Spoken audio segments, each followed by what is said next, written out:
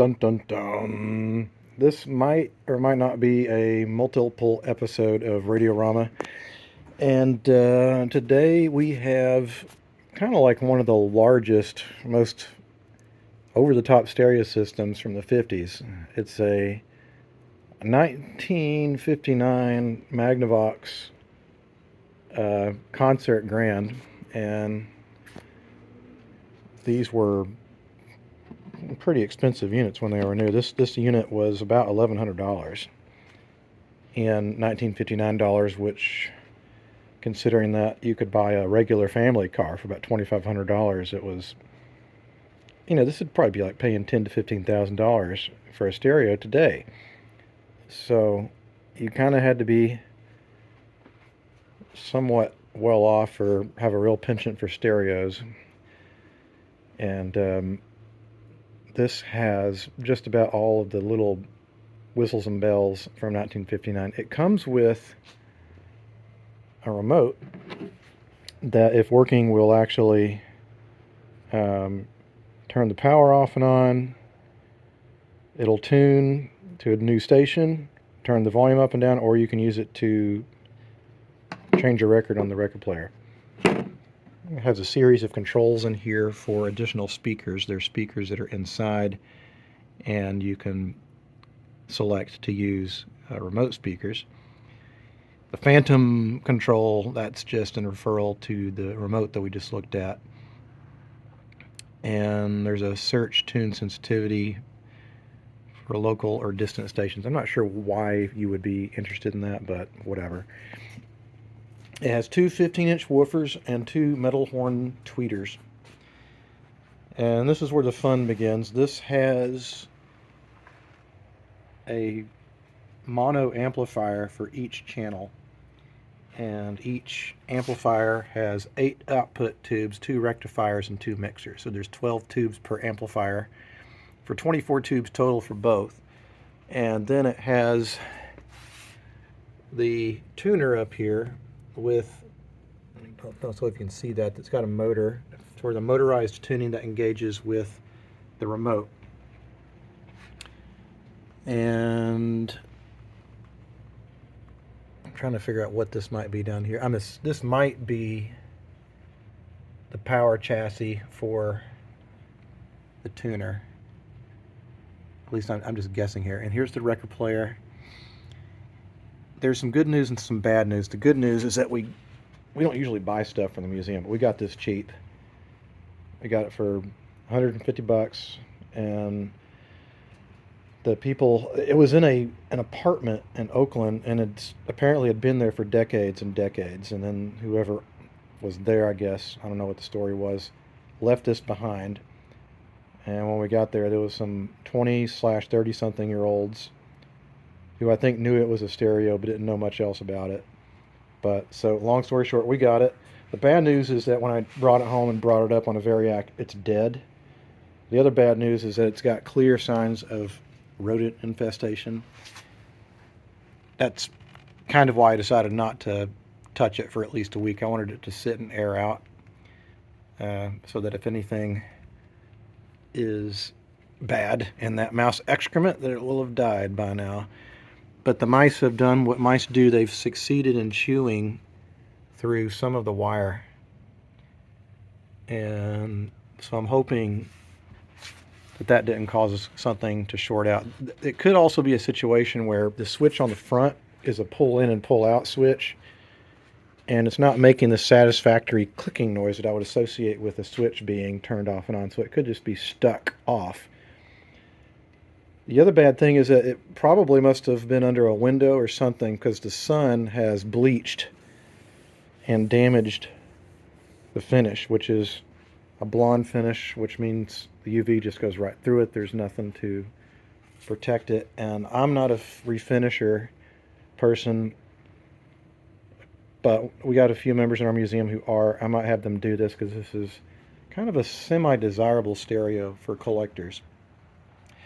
I have real mixed feelings about these. I've worked on one other of these before, and my kind of honest assessment is that They sound good, but they don't sound as good as you would think they would sound with having that much horsepower and that big of speakers. As in, I've worked on other more pedestrian stereos that, in my opinion, sounded better and had deeper bass than this does.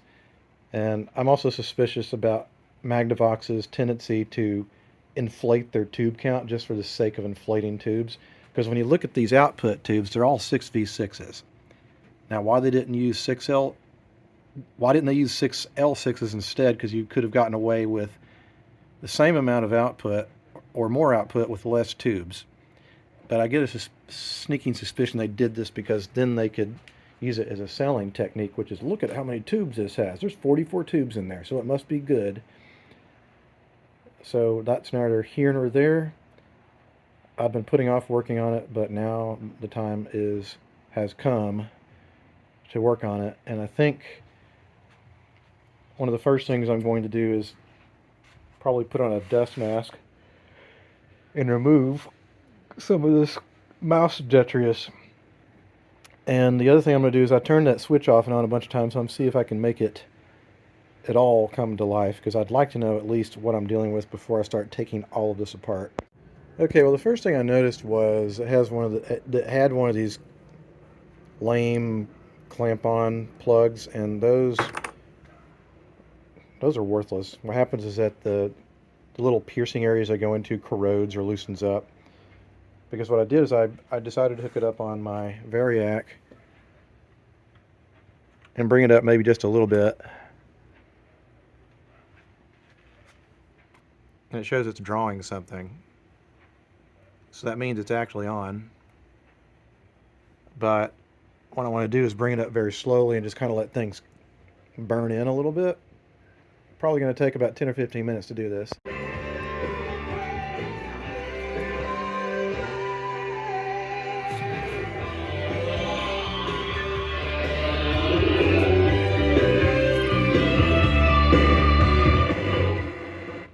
Incredible. And also there's a lot of good... Subject to credit approval. Minimum monthly payments required. See store associate for details. 9292. 800 679 9292. For us, so... Fresh like that. Now all you have to work.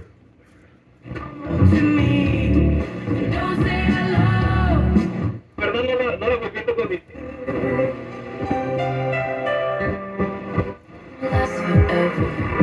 But this is gonna take me down. He's so tall and handsome as hell. He's so bad, but he does it so well. I can see the end as it begins. Alright, I'm not going to let that run too long, but that's good. It means it does work, despite all the rat shit and stuff in there and all the rat chewed wires. So I'd always rather prefer start working on something that I know works, because then it's just a matter of recapping. And again, there's got a lot of, I wish there wasn't all that mouse damage. I hate that stuff. So I'm going to have to clean that up, and then it'll be time to do the slow but inevitable task of disassembling all of this and rebuilding all of it.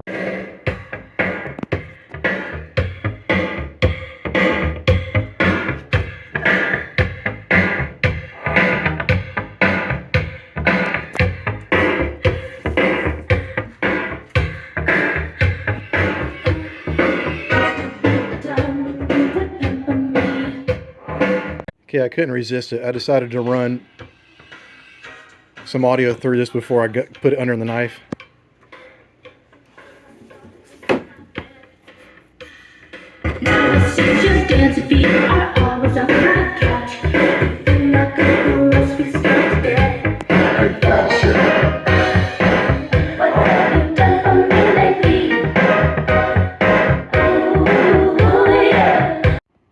Okay, I have to admit, even in its not restored condition, it definitely puts out the music for sure. It's pretty clean sounding, but I don't know. Probably got a bunch of very tired tubes and capacitors in there. So let me do the unpleasant task first of cleaning all the mouse crap out of there. Alright, well, this is going to make things easier, at least for me, because I do not like rat turds for like at all. On the West Coast, we have this thing called hantavirus, and granted, I think it's more like in the mountainous areas with deer mice, but still, if you get it, like either you'll lose a lung or you'll die. It's like a 50% chance, and so that's why I let things sit for a week. But just because, I don't know, I went in there with some slightly damped bleached towels and just cleaned everything up. And while I was at it, I hate this wiring from this era because it gets all sticky and gross and everything. And plus, if there's mice gnaw marks on it, I want to be able to find them. And if I have to detach anything, I'm sure everything is color coded. And prior to that, it was just like, it wasn't in any color, it was the color of filth. And the thing that's interesting is that I've noticed that all of these tubes are Magnavox with the same style of font and everything. Makes me wonder how many hours the set might have on it, or how hard are these tubes working. There's, you know, again, that's a shit ton of tubes. This right here I am going to bet is the remote control radio or the remote control receiver, because it looks like it's a little self-contained radio. You've got the little rectifier here and this power supply, and it's got this little wire coming out, and it looks like it goes underneath or up front. So that's probably for the receiver, the antenna or whatever, for picking it up from the remote. So I think I'm going to do the easy stuff first. I'm going to get the 2 amplifiers out, and there's probably not actually a ton to replace in here. It's probably mostly air underneath. Alright, so I yanked both of these out and I cleaned them up. I'm going to start with this one. And what I did is I don't guess it matters which side these go on because they're exactly the same, but I put an L on this one for L there, so the other one automatically goes on the other side. I'm going to start overhauling this one first, and I took the rectifiers out because I don't want the tubes to, in fact, I'm going to put something down so I don't scratch this up, and flip it over and see what there is to replace. Well, it's been sitting here a while and it's just hanging out right there, which is not great. Yeah, I don't know. I'll give it maybe just a few more minutes, and if not, then capacitors are cheap enough, and I've got it out, and there's tons of room to work in there, so yeah, it's not really budging. Alright, I'm going to just deem all those electrolytics bad because they're all in that can. By the way, make sure you do this. Discharge everything. You do not want to get shocked by this thing because I've heard nasty stories about those, but they're very indispensable. Didn't make it far electrically yesterday on the Magnavox because I took so much time cleaning it up and just getting stuff ready. But today is the day for recapping, and there's not a ton going on here. We've got these 4 electrolytics, which I tested, and one of them is not great. So one of them's bad. They're probably all on their way out. There's also a bunch of these guys. They're capacitors that are in ceramic or plastic bodies, and they're no good either. They're just elaborate paper capacitors. And the problem with paper capacitors is that the paper itself, as well as whatever it's doped with, deteriorates with age, and then you start getting leaky capacitors. One thing I did notice was just how much solder appears to have been left in here from the factory. There's a big blob there.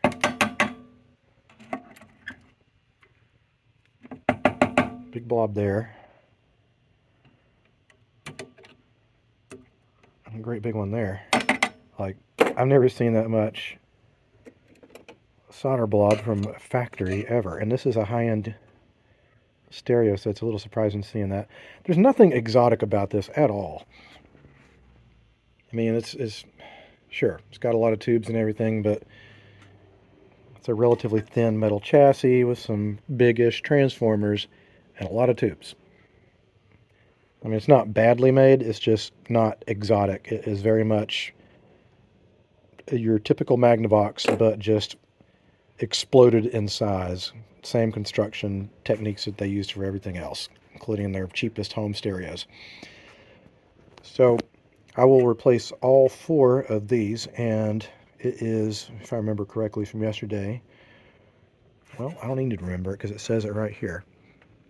40, 30, 10, and 20 are the values, and the 20 is only 25 volts, and that's the one that's not marked. Because you see we have these symbols on here. The triangle, the square, and the half moon indicates the same thing up here. Like we have a half moon here. And everything in here is chassis ground, so if you're trying to make more room, that's pretty easy. Like this wire goes all the way to this tube. I could easily put the replacement here because we've got a grounding point and it's all chassis ground.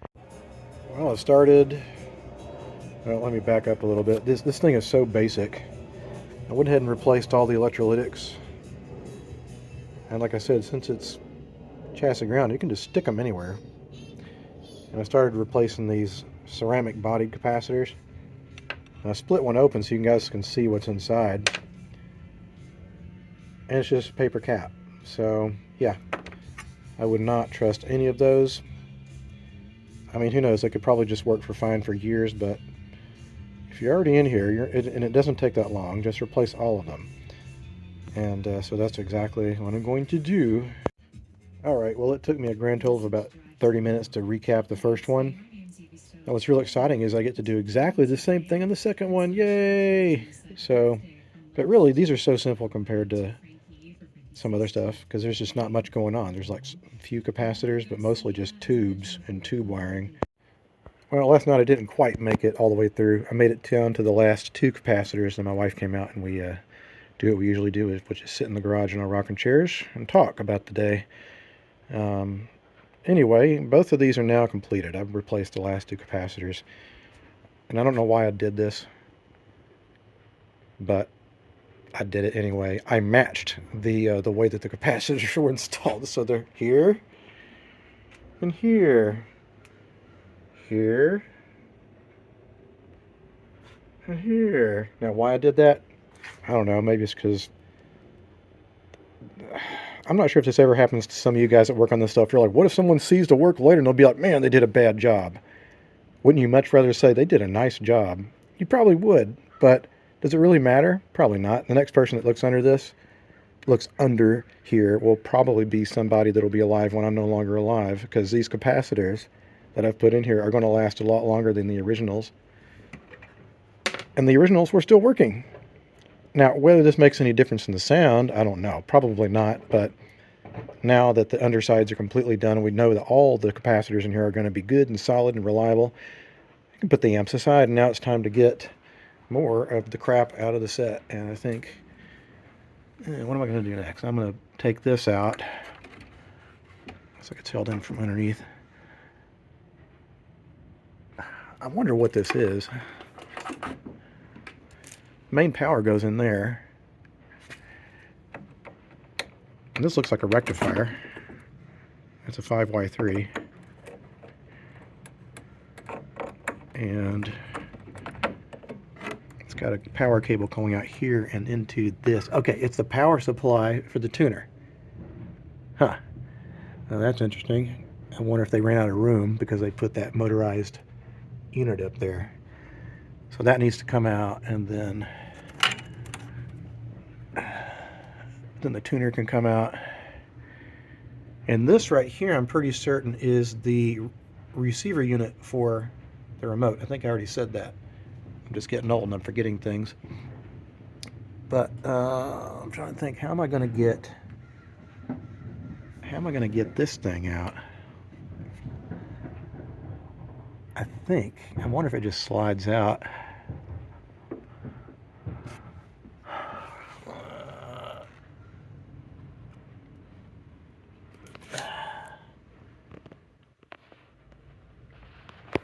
I think maybe.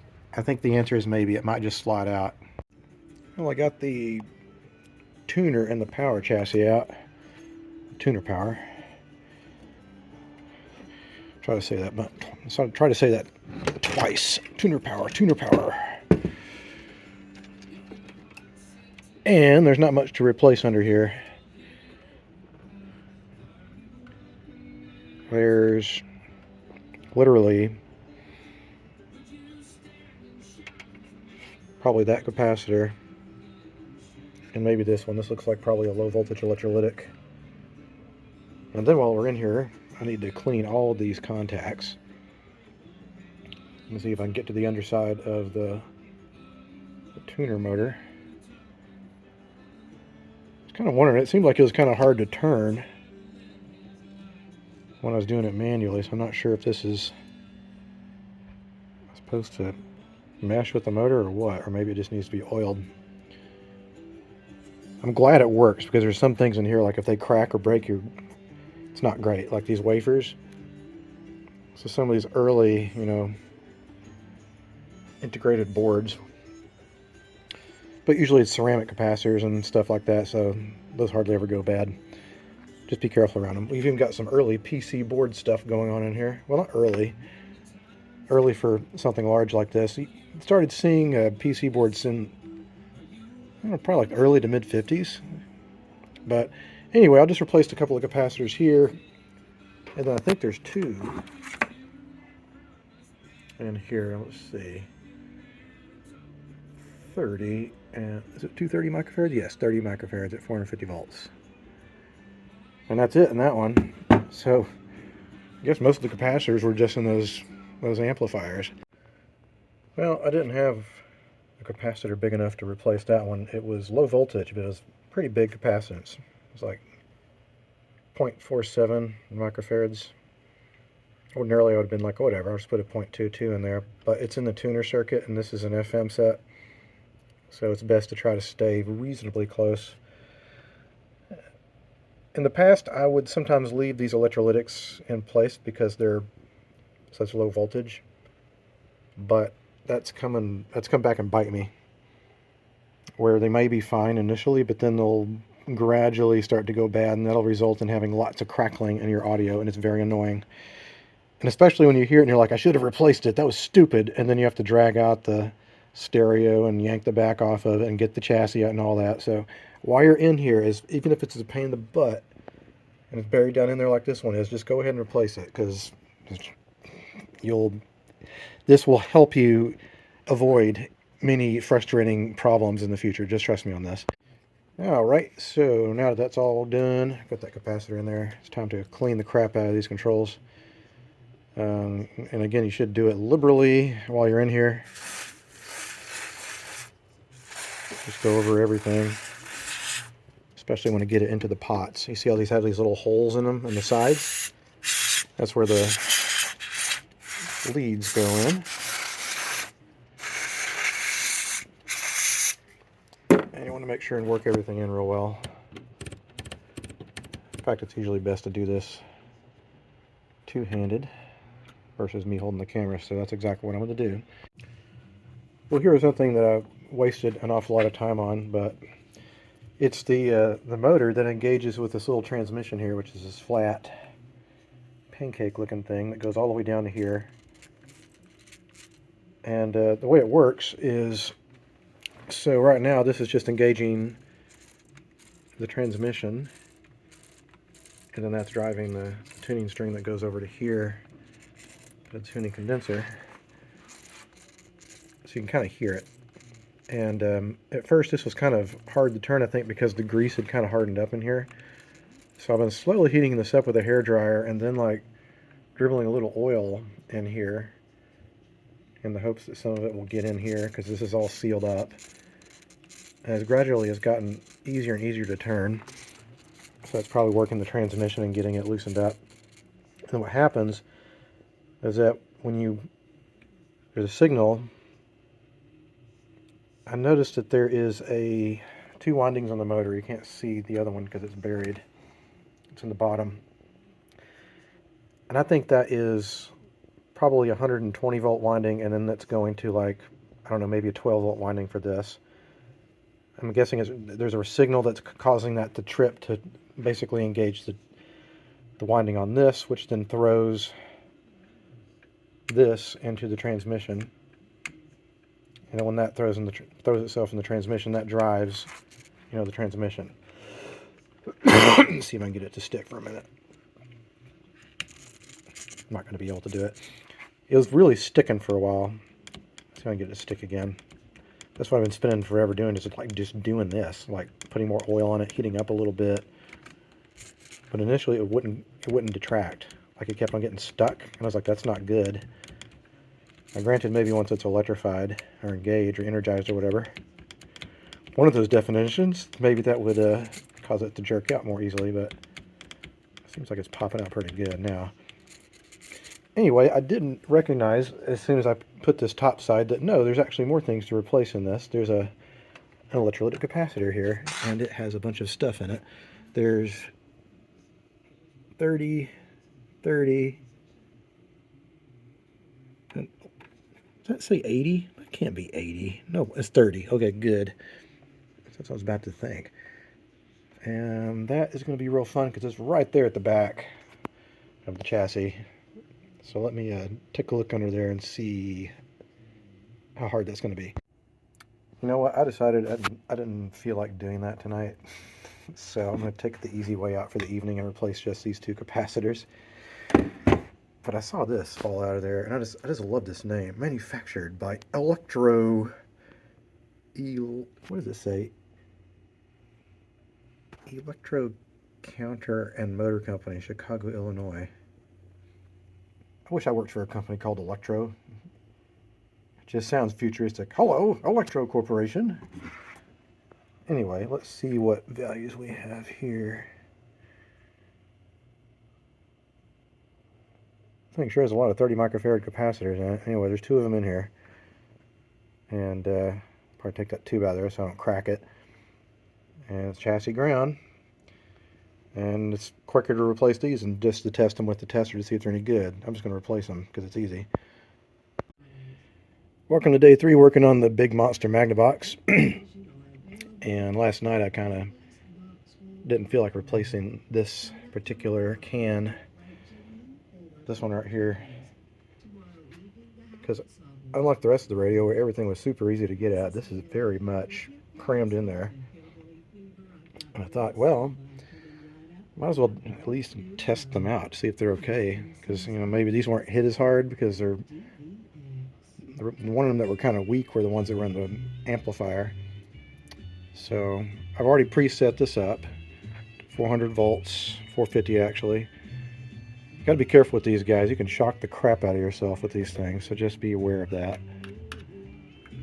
All right, and don't touch any of that when you turn this on.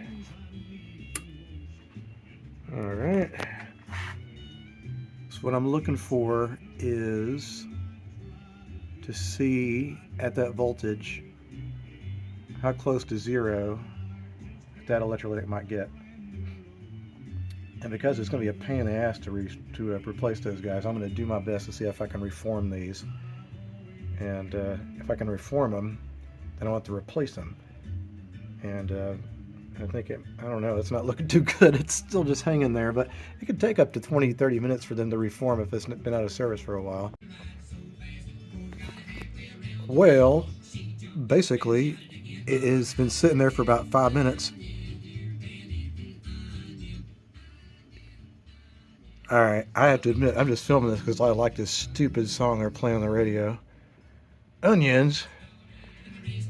Anyway, I'm going to let this sit here for maybe another 5 minutes. If it hasn't moved that much, it's like, oh well, too bad. I guess I'll have to dig in there and have to go through all that to get those capacitors out of there. Alright, well, I decided, you know what, I'm just going to replace all of those capacitors instead of whining about it. That's what I did, so they're all replaced now. I finally figured out, just by dead reckoning, that must be the motor drive for turning the volume up and down from the remote control. Looks like a sealed motor too, so hopefully it's not all seized up and everything. But I'm going to flip this around because there's crap behind the dial glass. Like, I don't know, it's like some spider webs and stuff. I'm going to get that out of there.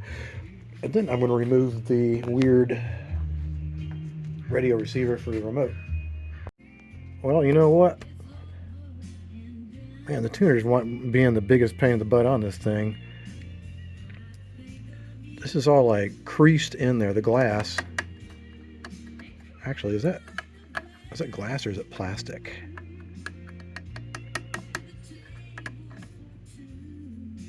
I don't know. I can't tell. Anyway, I'm not getting that out of there. I'm not going to get it off of there. So I remember the last one I did.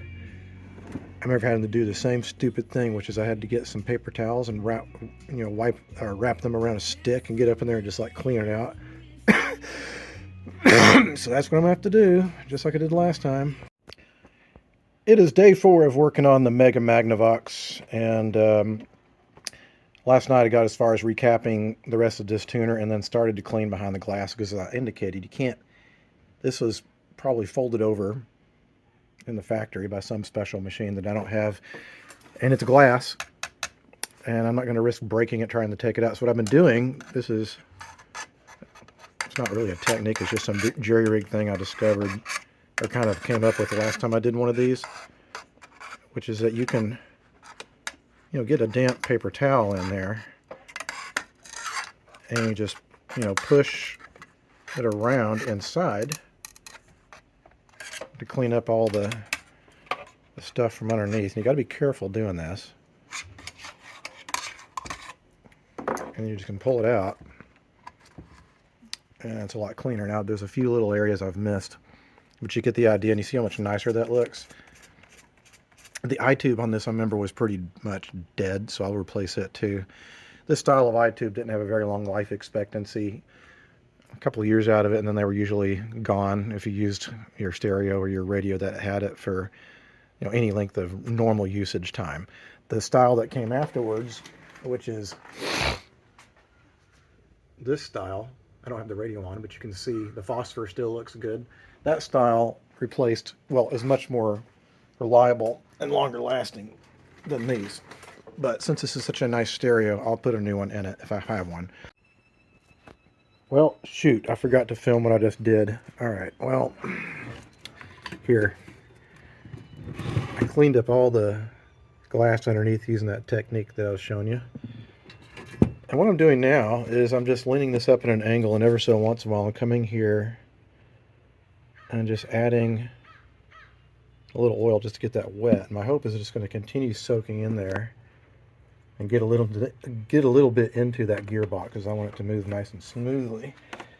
In the meantime, I took the what I've been assuming all along must surely be the radio receiver for the remote, because it looks like a very basic radio. You've got some IF, RF transformers here. That's probably a rectifier. It's probably like a 6C4 or something, even though it looks too fat to be a 6C4. No, I think the 6C4 is probably here.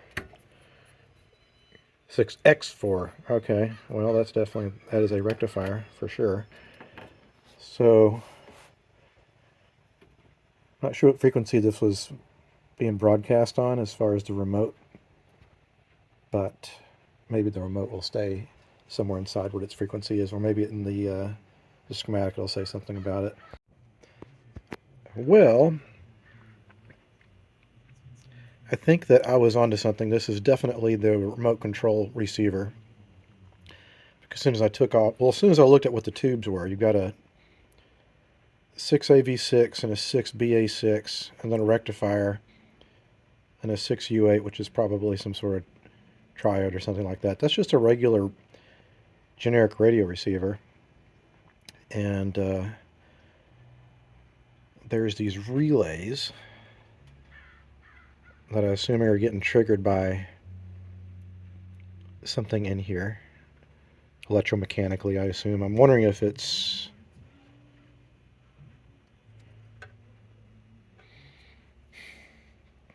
I honestly don't know. I've never seen a remote like this before, so I have no fucking clue. Anyway, sorry for cursing. These concern me, because I was like, oh, well, there's just a bunch of electrolytic capacitors replaced, but these are non-polarized. That's why I think they have something to do with these relay switches. I think they're probably charging one way or the other. Then again, what are they exactly hooked up to? I haven't even looked at. Yeah, they are. They're hooked up. Are they? Where does that go? Yeah, that goes one end of that relay, and then this one. Same thing. So yeah, these are storing energy of some sort and related to that. So I want to see if these are any good. If they aren't, you can just replace them with two electrolytics joined together. I think you do it negative to the negative, and your positive and positives stick out, and that makes a non-polarized cap. But I'll bring out the cap checker just the same. These two are easy to replace. I just don't, none of the capacitors have been tested any good. None of this type anyway. Don't know about these fellas. Probably they'll be bad too, which is going to stink, but whatever's. Also, I was digging around in my stuff and I found this 22 volt battery, and I was like, that's exactly the voltage needed for the remote. So I hope it's still good. I got that from my my good old Simpson meter, which is still working fine years after the battery was put in it, so maybe that bodes well for that. Well, I was going to test these, and I remembered they're not polarized capacitors. Number two, I'm not sure if you can see that. So here's that little bulge there. If I see that, I'm like, yep, those capacitors are swelling. They're no good anymore. But what you can do is you can make your own non-polarized capacitors. Just run your negatives to your negatives like this, and your positives are in either end. At least I hope that's the case. I'm asking one of my friends, because the only time I've ever made non-polarized capacitors, it's for crossovers, and that has like no voltage on it. So I just want to make for sure, because I don't want to have 350 volts of anything wired in backwards in this thing. That would be unpleasant. Looked like this. 200 kilohertz was the RF frequency. These things are There's too much wire on there for 500 megahertz. for every function you tune the frequency Yeah. of this, and Yeah, then it in gets fact, modulated. if you look at the underside of this, Oh, it has it the even frequencies. shows Oh, yeah. their frequencies there. And this is the most. So this is the tuning right there. Yeah, this is the most significant thing which was missing. Yeah, it's definitely an on-ball. So these are little. So It's like these little 20 relays, ports. the little relays under here are controlling this. This one. That's the coil. It's a coil. It's one coil, yeah. and then when it hits a certain frequency, these vibrate, and then that's the frequency tuning. And that closes your switch. Yep. Yeah. Okay, That and then enables it, the second stage. yeah, and then it goes. And are from these there. these two guys under here, are they acting like the switches? Yeah. Okay. So that one selects which one of these are going to be used, because this is here, and then you have more. Yeah, relays on these the are just other- regular You can relays. see the diodes. That's how they flip the polarity for turning the motor back and forth. This is for one control, probably volume. There are more on the other chassis. Yeah, there is. Yeah. So Yeah, there's two motors in the. this one, tuner. all the control lines coming out of it will go back to this, wherever respective chassis, so it can do all the magic. That's fascinating. It's a Seems like basic- way more complicated than Zenith's version of this. and it's all tuned. And Yeah, a lot of and just for the audience, I am wrong. I was wrong yesterday about wiring these capacitors in. You can't. Rajesh was telling me that because this has real line voltage on it, this is not going to work. It's DC, not line DC, basically. It's a DC Yeah. control voltage, so you need to find some way to. Is there any way? Yeah, is there any way we could like? I saw some stuff that involved diodes, but I didn't look at it that closely. Yeah, diodes, yes, to a certain extent, but it won't do any filtering. So we need to see what exactly happens here, and then we'll Okay. this diode if the If you bring in the print, then we can. All right. So Rajesh is running 18 volts through it. Yeah, and they said, oh, we're gonna swap these, So if you we're know, doing put some- these in the manufacturer. There it is. There's something. Put all this stuff. It's gonna be a in, chopped and RF it signal. exploded. 4 kilohertz. So we had to set up a shop outside, you know. Yeah, who's the lucky guy? Guess I'm actually looking Well, at the what we did multivibrator is we directly. put a remote AC switch so the guy could get out of the little way, tent. You always do like a one shot. There it is. Out of the blast area. We didn't rip the tent. So what's the but we purpose had of the some pulsing debris versus in the tent. constant? Well, that's the tone that this thing is going to respond to. Okay. Volume up, volume down. It was made. This case probably, So yeah, we it's called okay. the manufacturer, they sent a truckload. Yeah, you're gonna. Is it volume? Whole new truckload. I There don't know is if Well, it volume doesn't control, matter. so It's it's going to be one or the other. okay. Volume or frequency. Nice. So that's the multi-vibrator. Let's see the RF out. Let's see the RF out. Crap, I got a cough.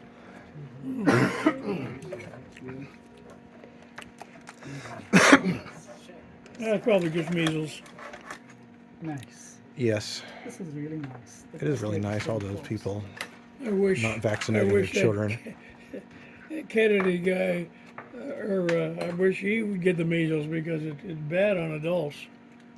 It kills the people. Can't already. put that on film, Jimmy. We can't talk unkindly about our new health Right. administrator. His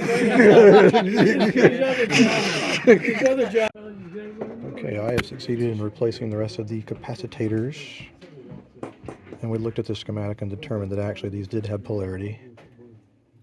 So now I can proceed to put this all together, see if it works. Okay, well, we have succeeded. So you definitely know. The battery that I brought in isn't any good, but Rajesh was able to hook up 22 volt DC there. And on and off works, but you see when we press these buttons here, it makes these reeds actuate. And right now only off on works, but volume and the engagement for the volume control doesn't work either. Yeah, and then that's as loud as it's gonna get. See, like, tune it to KNZR. Well, it's a musical instrument. It's a very crude musical instrument. Okay, we uh-oh, that's not good. Hold on a minute, plug it, turn it off. Anyway, we got the tuner to work on this. The problem is that it won't stop. But we're gonna let it run there for a little bit so that all of this gearbox and everything can work itself in. And what I did too is I put a little hole on the top here, which I'll plug with silicone later. I'm just putting some synthetic oil in there. So yay. Oh, immediately retracts. Yeah. Dramatic change of scenery. I'm home, and after handling those wiring looms all day long, it's like, this is really disgusting. I don't know, I just couldn't stand it, so I took these over to the sink because I had all the wiring looms out and joined together, and I know where everything goes, and I cleaned it with, I don't know, degreaser. I took it all out here and I dried it all out, and I made sure and deoxidated all the contacts and everything. Let this dry for a little bit. Meanwhile, I did bring in the tuner, and I think the remainder of the problem is mechanical. I'm trying to remember what happened over at the museum. I'll try to explain. So first of all, this gearbox was actually pretty hard to turn.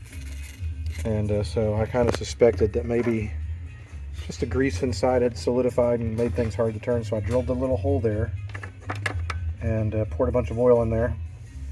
Sometimes I'll use a little bit of automatic transmission fluid or some brake fluid, and that'll kind of like break up the old grease a little bit and kind of make it flow better.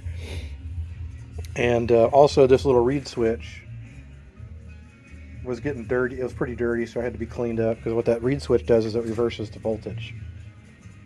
And but yeah, the volume control, let me flip that over and I'll explain what was going on there. Okay, so we took a little piece of metal off here on the side. I'll put it back on there before I reassemble it. But the motor was stuck, and so we took that cover off and just dribbled some oil down there. And then Rajesh, he found that there's this little clutch mechanism in the front here with these little ball bearings, and that's kind of seizing up a little bit. But otherwise, we got the motor to turn this coupling, but it's not coupling because the bearings are stuck again. So I'm just going to take some time to like make sure and heat and lubricate and get all this stuff really working nice and easy, because otherwise it's just not going to work. Like these motors, they can't overcome it. So all the tension needs to be removed. Welcome to day 5 of working on the Magnavox Concert Grand. We went over to the museum today to get, actually I needed to get a 22 volt, well, a DC power supply for the remote, because I forgot that. I have 22.5 volt batteries on the way for the remote. While we were there, we're doing a renovation, and my wife decided she wanted the 100-year-old windows out of part of our museum that we're not using. I guess we'll use them. But what I need to do, the finish is okay, but the exposed parts on the top here is sun bleached. So what I'm going to try to do is sand this off. Now I would do it with a power sander right now, except as you can hear by the sound of my neighbor's whistling tea kettle over there, that it is morning and they probably wouldn't appreciate hearing that. So I'm going to do it by hand at first. But before I do anything, actually, what I've been doing is slowly putting more and more, well, just a little bit of oil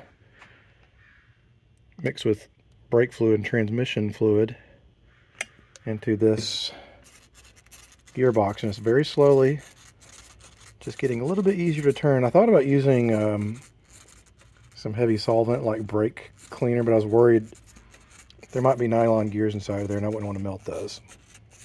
So I'm just taking my time and every once in a while putting a little bit of oil in there and working it back and forth. And over time it's getting easier to turn. But I want to finish up the woodwork today, the finish today, because it's starting next week. It's supposed to rain starting Tuesday or Wednesday. And it's sunny and hot out here today, so a perfect day to get this done. Well, I started with the block sander, or hand sander. And then I got out the orbital sander because it was getting early or later enough to where it wasn't waking the dead.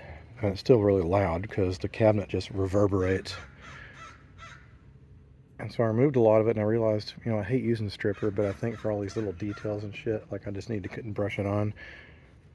So I'm going to put this on there and maybe put some damp cloths over the top of it, cloths over it so it doesn't evaporate. I'm reminded why I hate using strippers, is because you got to play this little game where you got to keep the stuff wet, which is especially hard to do since it's in the sun. So I got these wet t-shirts, and every once in a while I kind of scrub it into these little creases. You just want to make sure that you keep whatever chemical crap is happening alive and active so it can eat away at the finish.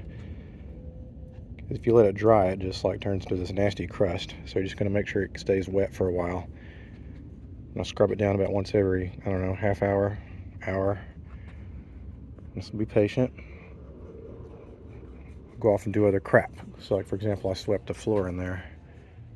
And usually it gets pretty dirty in there. But anyway, my wife has just slammed the door in the front of the house, so I need to stop filming.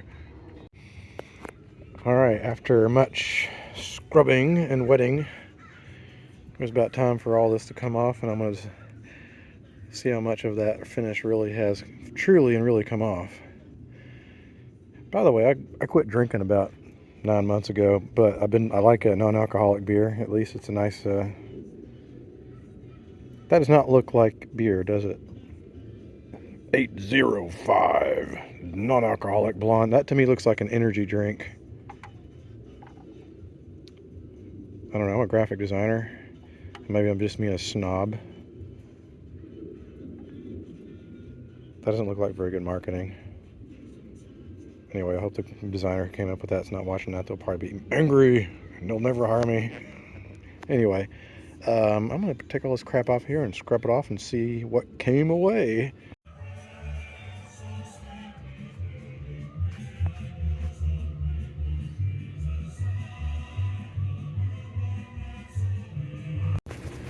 Alright, well, I'll have to admit that I spent way more time sanding this down.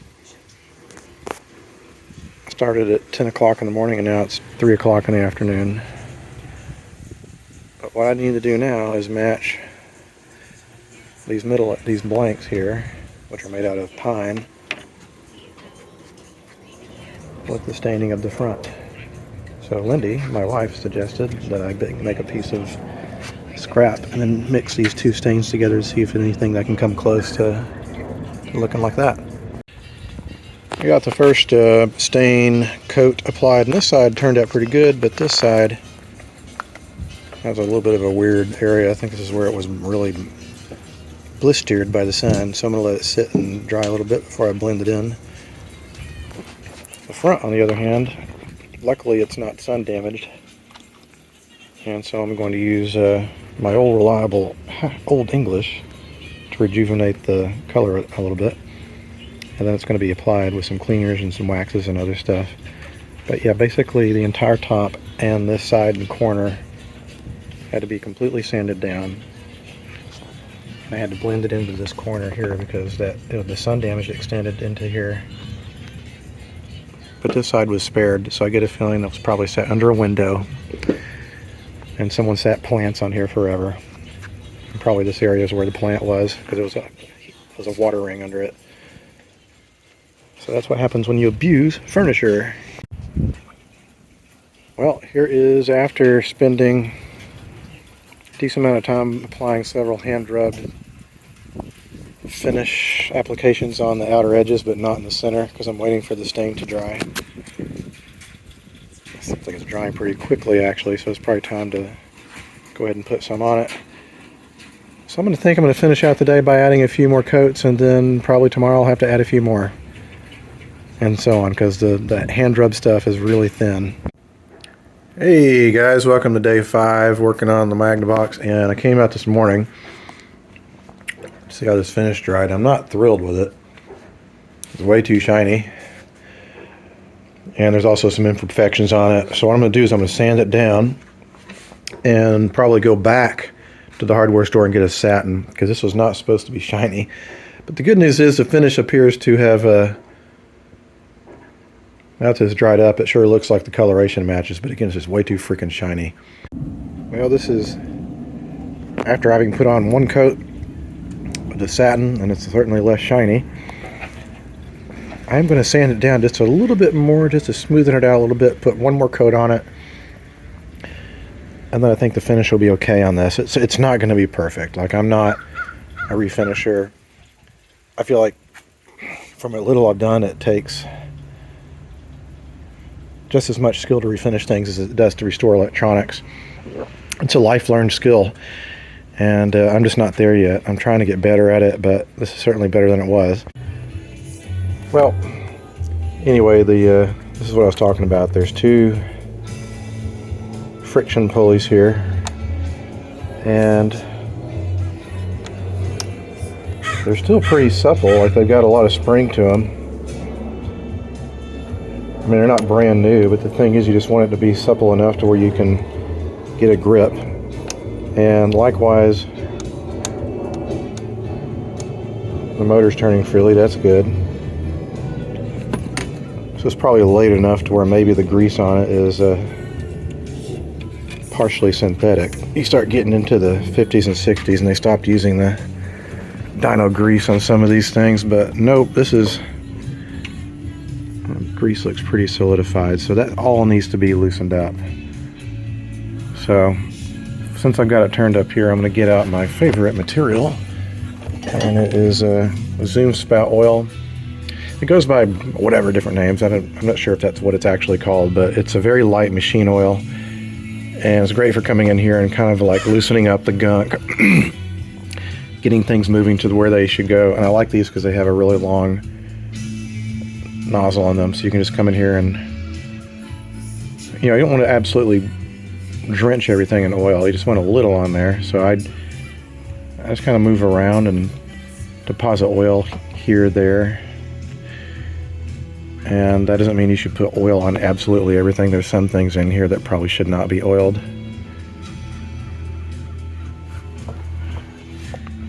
Anyway, there's probably going to be, yeah, see, there's a race bearing surface here, and that's kind of like the analog gear that engages the changer drive. And those friction wheels, essentially you have to drive this thing, and if that's not perfectly smooth, it'll either not work or it's going to drag. And I learned that over years working on these record players, it's kind of like it's all about being kind of patient and careful. So I'm not going to film all of what I'm going to do here, but what I do is just kind of initially get oil into places where it needs to go. And I'll come back and start gently rocking and moving everything to see if it'll free up. And if it does, can I get it working as smooth as possible? So anyway, excuse me while I cough. I'll continue to do that throughout this whole thing until I can get the mechanism freed up. Alright, first of all, I was able to get the foil off. And I cleaned it up and I put it up here for safekeeping up here. And cleaned up the top of the platter and everything and put it all back together again, so now I can cycle it. See if it'll drop the record. Okay, so the record, the arm comes over and senses the record size, and it knows it's 12 inch. This is a crappy record and I don't want to ruin the needle. So when it gets to the end of the record, it should, you know, see if there's any record there, and if there's not, it comes back and it should, there, it shuts itself off. And likewise, we have all the speeds. We have to turn it on to adjust the speeds, I think, or not. I'm trying to remember. You have to turn it completely off before you adjust the speeds on this record player. Of course, it'll be the fastest.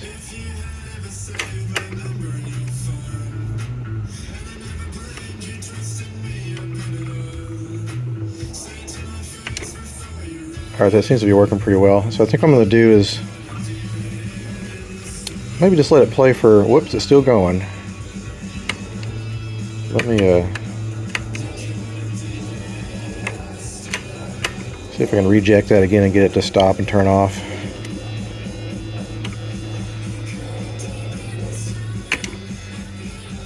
Alright, it says it's off. There we go.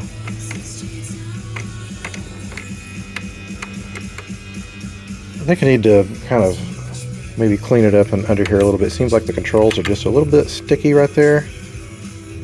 I don't know. Otherwise, it seems like it's working pretty good, and that's unusual for me because that never happens. Luckily, those friction wheels have got a lot of. I can't even hardly slow that down, so that's good.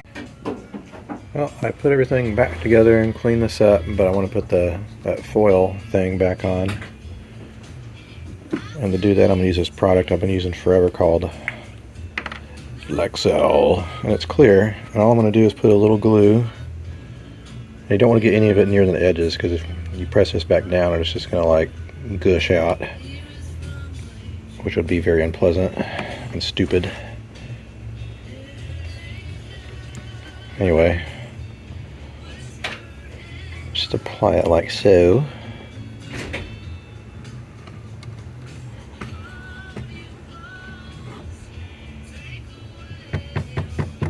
Make sure you get it everywhere that you possibly think it could lift up.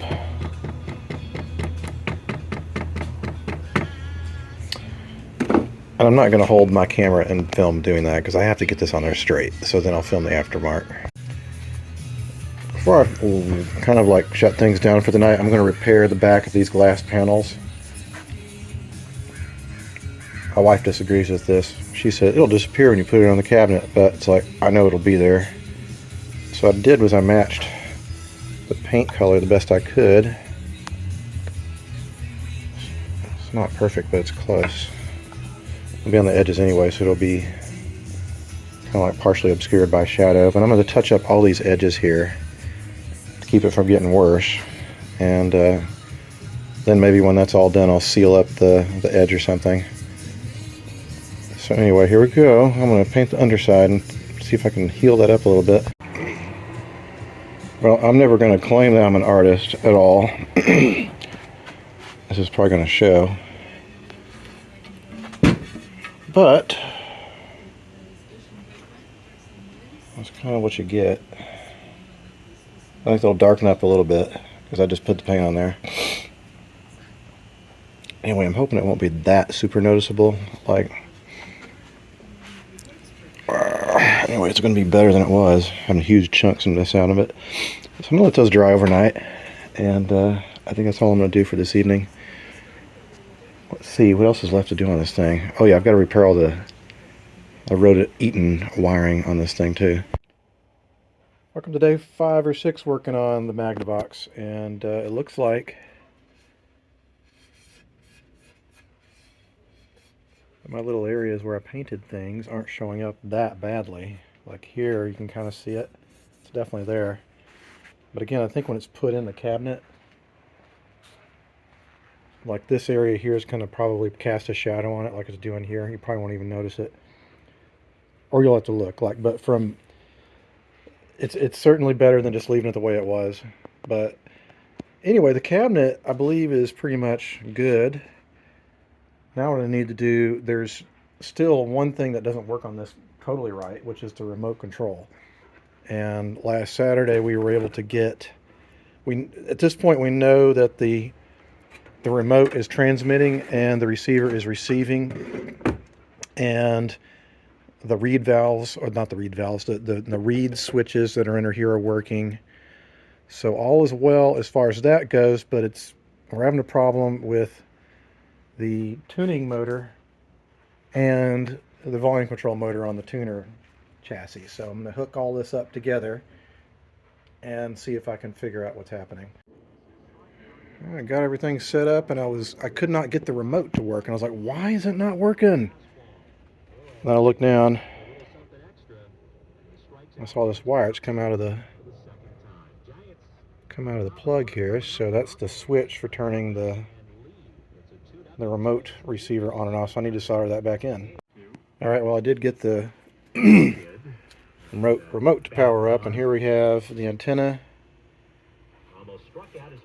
I'll put that antenna closer to me. So I don't have the battery for this yet. It's on the way, but at least the on and off works, I believe. Hear that? That's the remote, and it's back on again. 30% compared to average ticket prices. Get unlimited. And let's see the tune. And enjoy discounts on concessions and retail. Check out the popular new 20 game plan. Oh shit. Let's see if it's gonna flip back. Alright, see if I can get it to stop. That's the motor drive.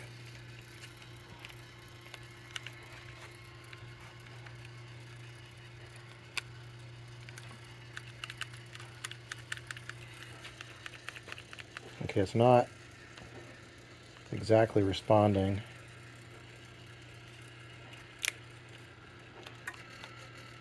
Yeah, it's just going to go back and forth.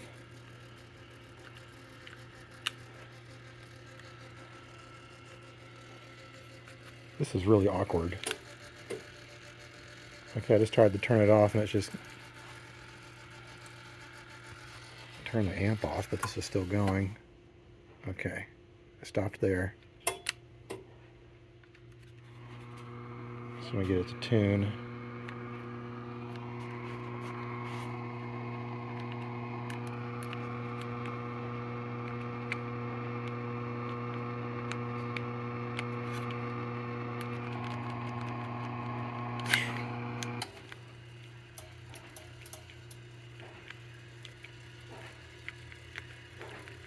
Got a bunch of sticky controls here. Turn it off again. Okay, see if it'll... Shit, I just turned it back on again.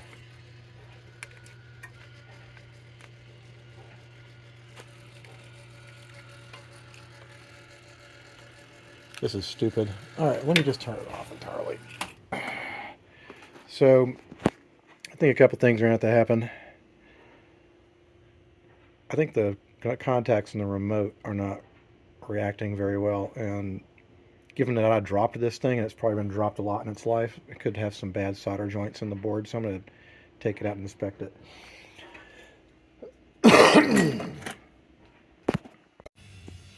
Here's the inside of the remote, and I'm going to take a look at the board.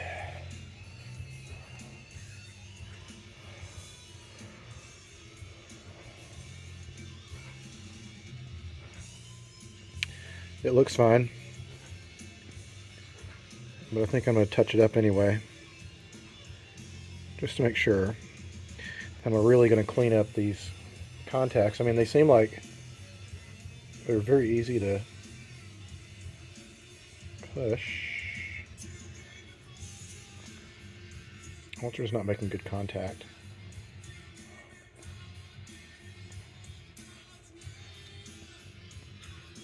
Alright, let me try to solder this back up.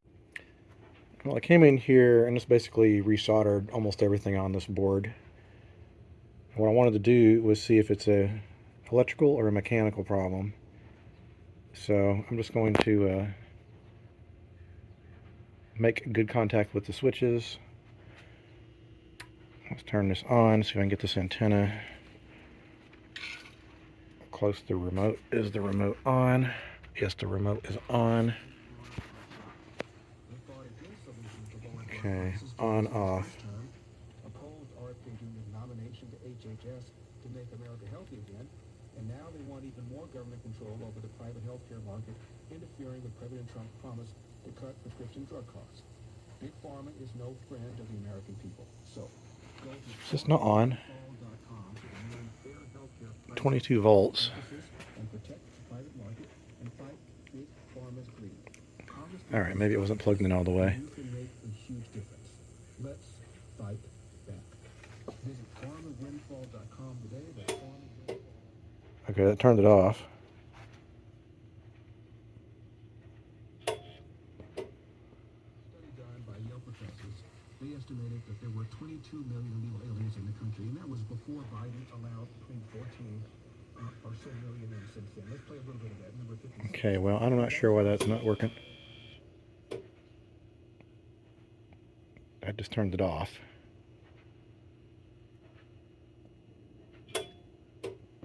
And it also turns it on. I'm not sure if I'm misunderstanding this remote or what. Let's try loudness. That's on the end.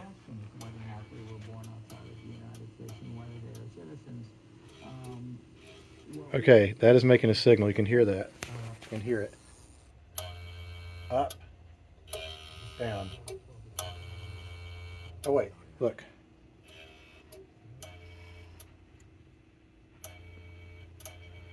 Okay, this gearbox needs to be freed up a little bit. Okay, so we got the volume control working. Kind of working. Tune.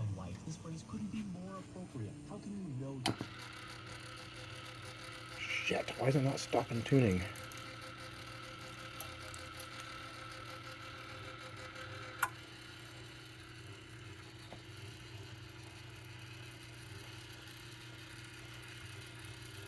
That's a problem. It's just going to keep on going. Let's see if I can control it. I'm also curious about the engagement of the motor.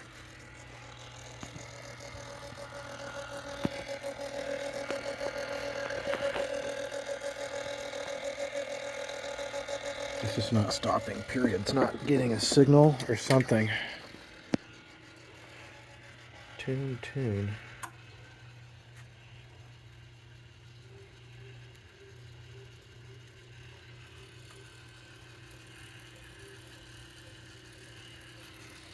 I can hear the reeds going up and down.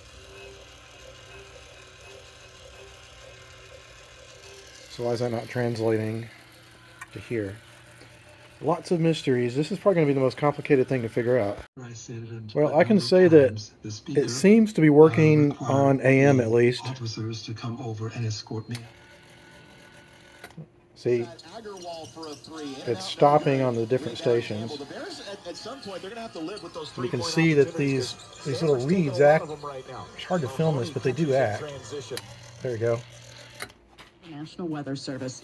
Rachel, thanks for joining us again. Baby, I will take that baby's ass.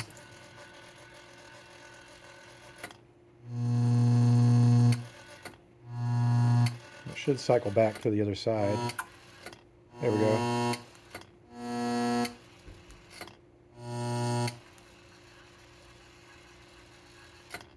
Philadelphia Flyers. And the question is, why is it not working on FM? And the Philly Fanatic.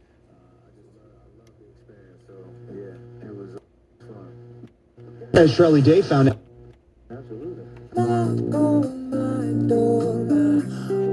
Maybe I need to put a bigger antenna on it. Jennifer Hodges has the rundown. The influence. Great first half so far. A lot of offense. Stafford watched Jacksonville.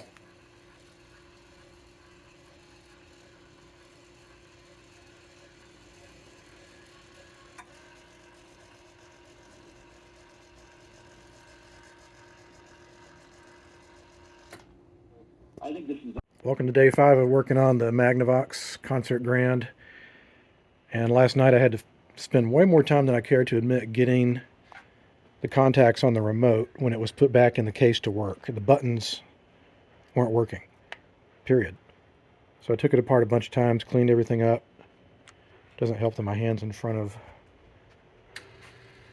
But now it pretty much reacts pretty readily.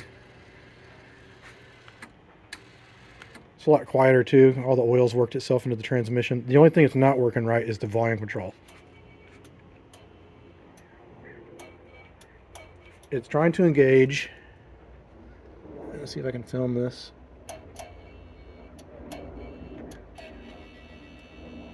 Well, that's hard to film, but it's just not engaging. There's part of me that wonders, the fact that the remote works at all is kind of amazing, but I'm not sure if I can get that volume control to work. It's probably going to have to be manual control, and I really, really do not want to try to take it apart. Whoops, I just turned it off. Shows that on and off is working. Anyway, I also spent a lot of time yesterday just doing this real gently and putting more oil. But again, like, watch this. It probably won't do anything.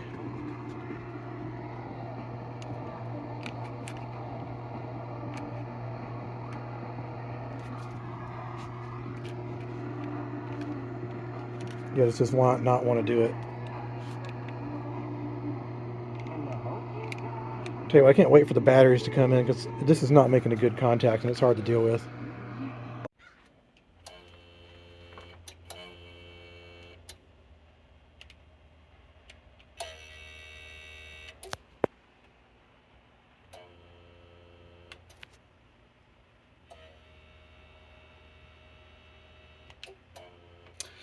Okay, I give up. Like, I've spent way more hours on this than I think I won't care to admit.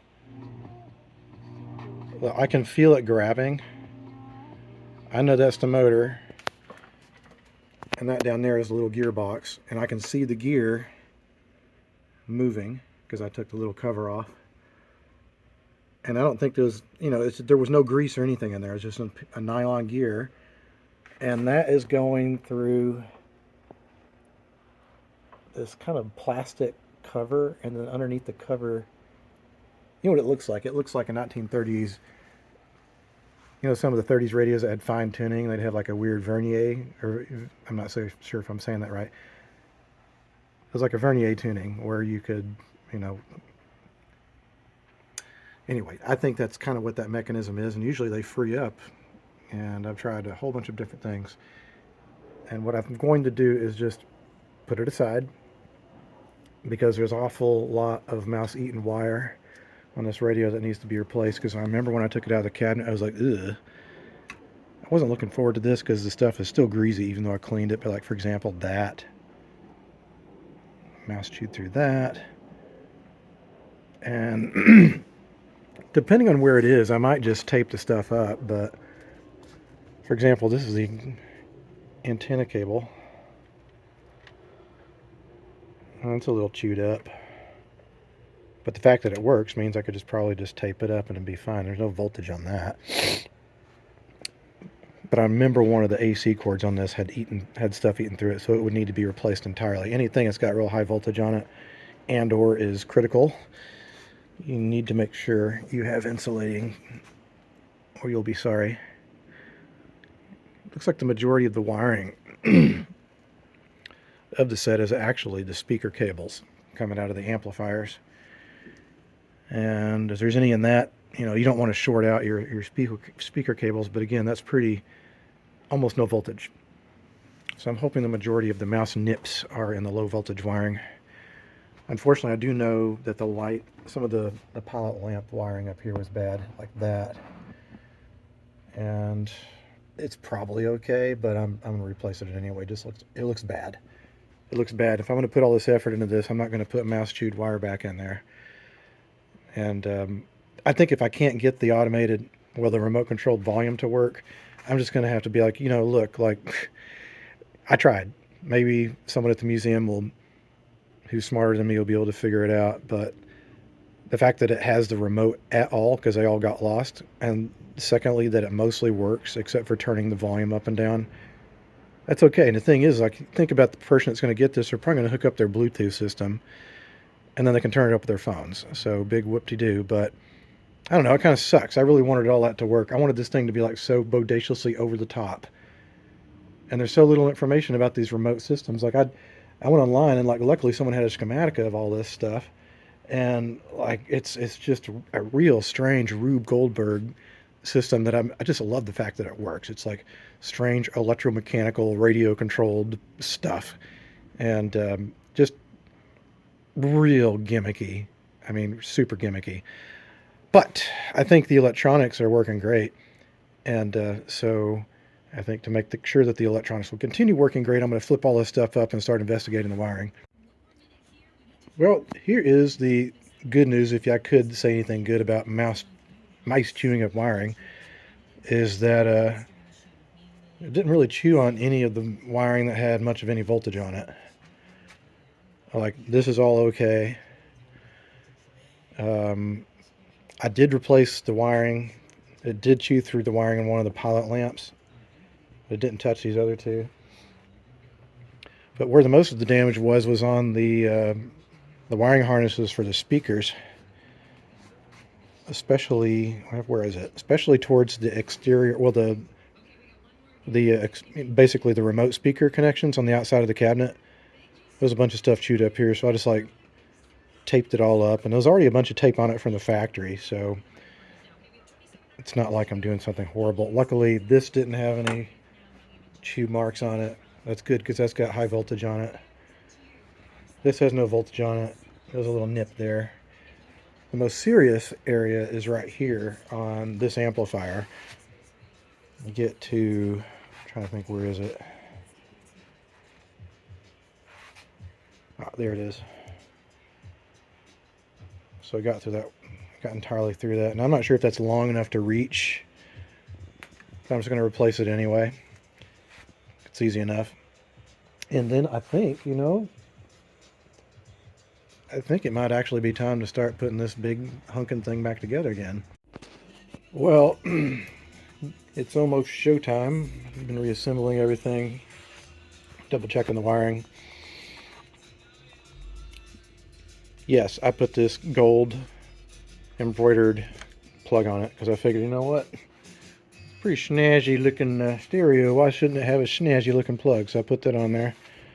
I just want to check one more thing, because one thing I did notice about this, it is critical that trips going both ways. If it doesn't, it'll jam. And this whole pulley here is very, very prone to bending. Okay, good. That's what I want. All right, folks, I think I'm going to at least I'm going to put what I can back together in this thing. I don't think I can get it fully assembled tonight, but I'm not worried about rushing on this thing. It's taken a week so far just to get this far. Well, folks, here we go. It is time to start doing some reassembly. Actually, that's not time to start doing reassembly. I need to fix this. This is the reject cable for the record player. It's the button in the front, and the mouse or whatever was in here chewed that completely up. And while I'm at it, I'll check this one.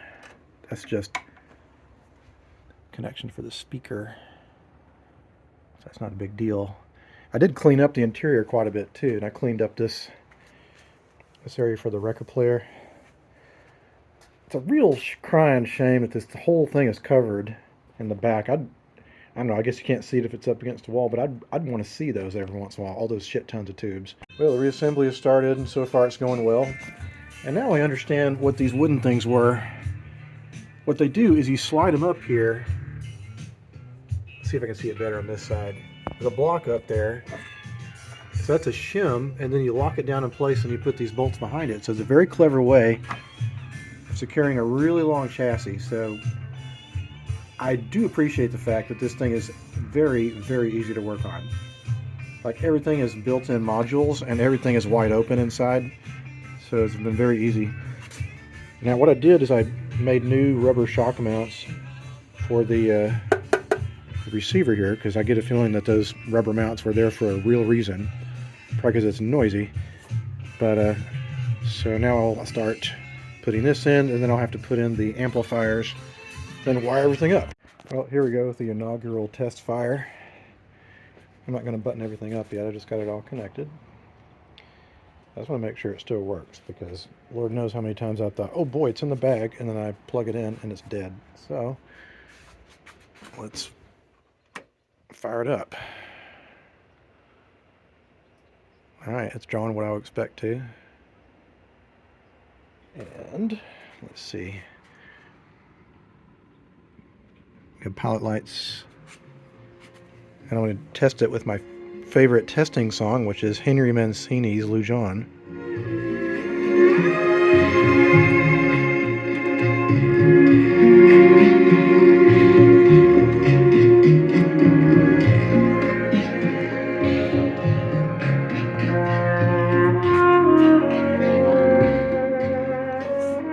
Takes a little while to get warmed up.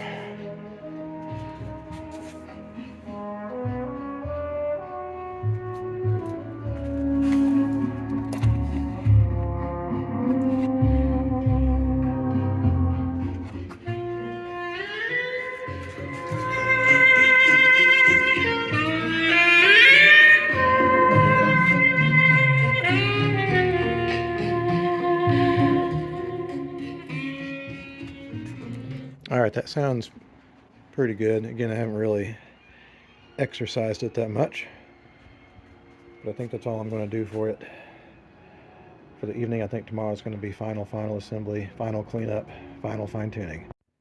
I took the chassis outside and I cleaned it up, and I would say that out of all the German sets I've worked on, this is one of the cleanest. And the other thing I'm super happy about is 99.9% of the time that I work on these guys, this era has this clutch mechanism for AM and FM. And you'll see that there's a friction material, and usually that friction material gets all fucked up. But luckily on both AM and FM, it properly engages. There's a jury-rigged way you can fix that. You can add a little bit of silicone glue or whatever when you pry one of these off and let that solidify and harden, and that can grip it. But I'm not going to need to do that here. The other thing that's nice is that these Grundigs have a tendency to have the volume controls get stuck from the grease, but this is not solidified. It's turning nicely, it just needs to be cleaned a little bit. There's no caps on top. Usually there's caps up here for the output stage. But I haven't flipped it over yet, so let's see what's going on inside. Alright, I'm mostly done through the recapping stage, and I replaced the most important cap in there. The Neocon brand capacitor. Don't want one of those Neocons in that radio. Anyway, it's well, they're still around, you know. I know, it's still around. That was more like a 90s thing, but No, anyway. they actually are pretty strong. Yes, anyway. They never go away. We'll just shed a few more users. I mean, a few more viewers of the channel, but whatever. Anyway, there's 3 or 4 more in here. Plus, I want to replace these electrolytics, especially that one, because that's got real voltage on it. And then I'll clean the controls, and it'll be time to test, see if it still works. All right, well, I made a little of adjustment here, so let's take 2.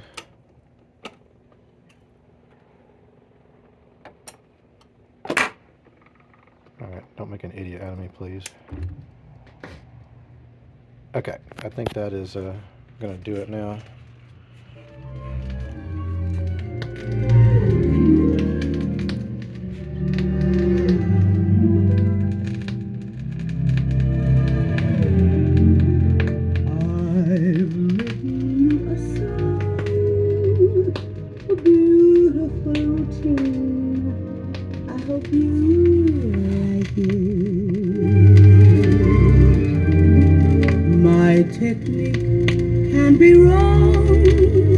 You know what, like the record player sounds absolutely balls to the wall insane on this thing, so I'm thinking that with my Bluetooth input, I need to either have a preamp for it, or here's what I'm thinking, because this thing is so over the top that I want it to sound over the top no matter what's going into it.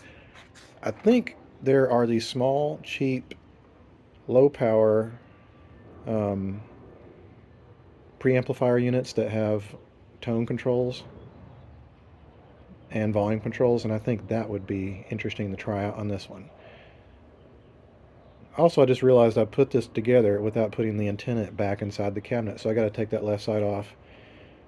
Luckily, I have power tools. My wrist, I've been having some issues with it, and I'm thinking maybe it has to do with me twisting so much shit, and also like being at work all the time, working on a laptop. So, I'm definitely going to have to make sure that thing works perfectly, and I think it will. It seems like everything's real smooth on it. Probably baking away over the top of all those tubes and everything is, it seems like it's sticking just a little bit right there. Okay, well maybe I need to flip it over before I lock it down. Maybe touch it up with a little more lubricant. But I need to remove the back, so I can put the antenna back in there. And while I'm at it, the antenna lead is also very mouse-eaten, so I think I'm just going to look into replacing that.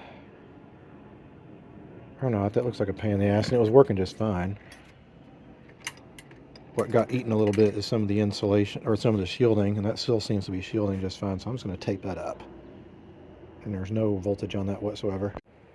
Okay, so what I wound up doing is taking the record player back out again.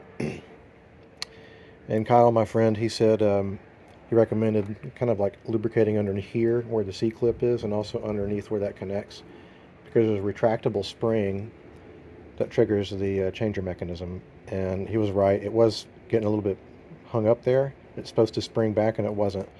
But while I was under there too, I just absolutely detailed the crap out of everything. It's very glossy. I used plastic polish and then car wax on the metal. So let's see if it's going to do its thing. Make a liar out of me.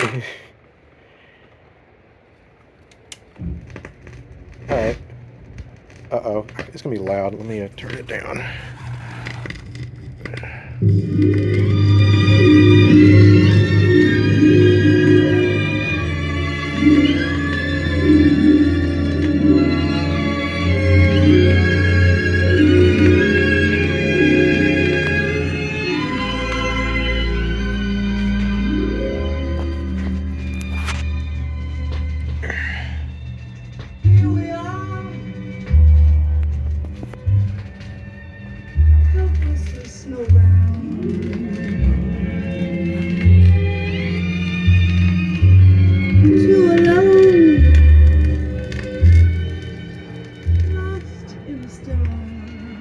Like I said, I need to get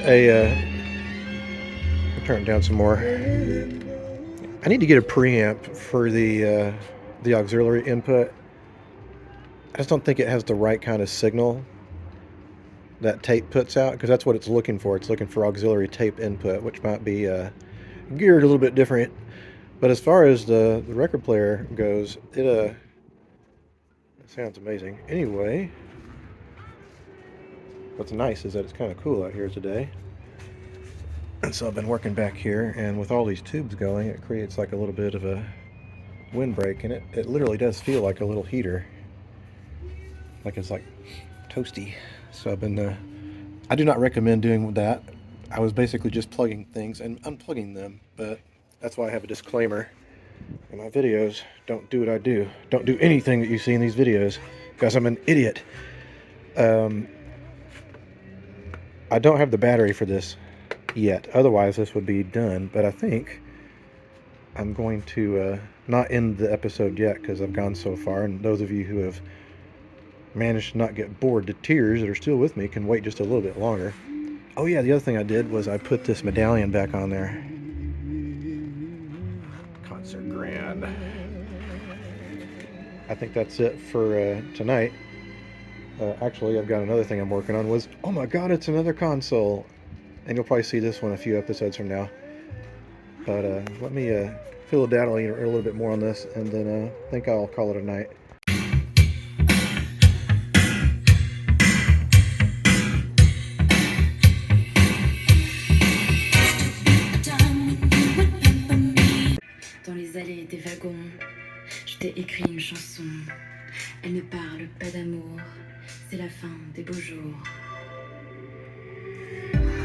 faut que je t'avoue, je ne pouvais imaginer que c'est ton amour qui viendrait me manquer. Il y a des messages qu'on ne peut s'avouer qu'après des virages, des voix tourmentées. All right, so here's my jerry-rigged solution.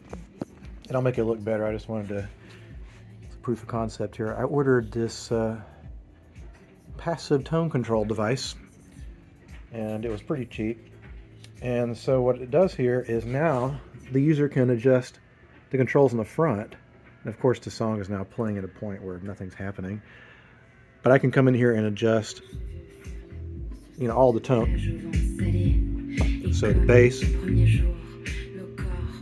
See, it sounded about like that prior to this. Like I can feel that now. Same with the treble. And you have volume control too.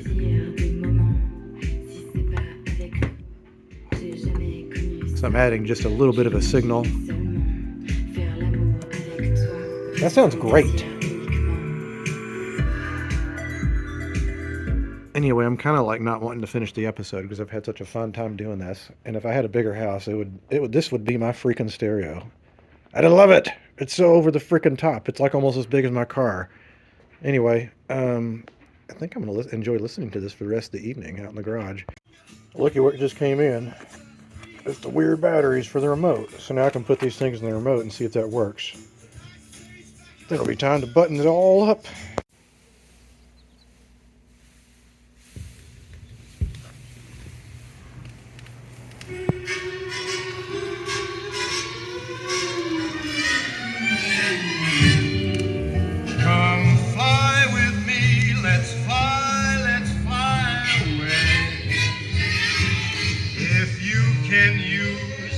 Exotic booze, there's a bar in far Bombay.